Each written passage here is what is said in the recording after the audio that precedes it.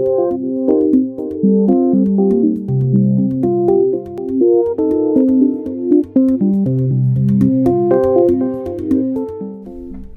Dr. Jennifer Roback Morse with the Ruth Institute.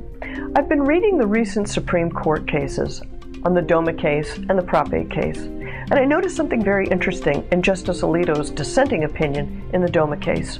He pointed out that there are two competing views of marriage that are being presented to the court, and the court's really, in effect, being asked to decide between two competing views of marriage. One he called the traditional view, or the conjugal view of marriage, where marriage has something to do with children. The other he called the consent-based view, or the more modern view, where marriage basically has to do with adults and how they feel about one another.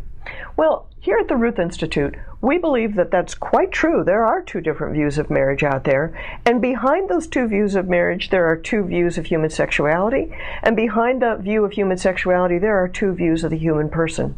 And so, let's go through that. Under the traditional or conjugal view of marriage, well, our view of sexuality is that sex makes babies, and therefore marriage is the proper context both for sexual activity and for child rearing. Under the other view, sex is a recreational activity. Sex is normally and normatively a sterile activity.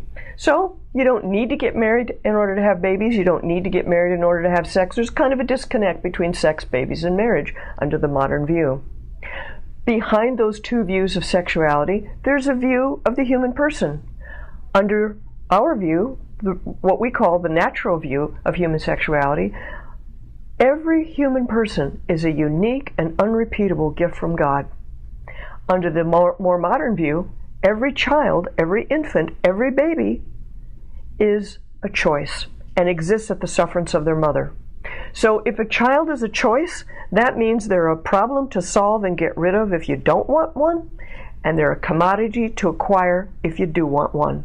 I call this view the consumer-based view, because your sex partner is a consumer good, an object that gives you pleasure or doesn't give you pleasure and you can get rid of if you don't want them, and the baby itself is a consumer good that you can have or not have as you choose.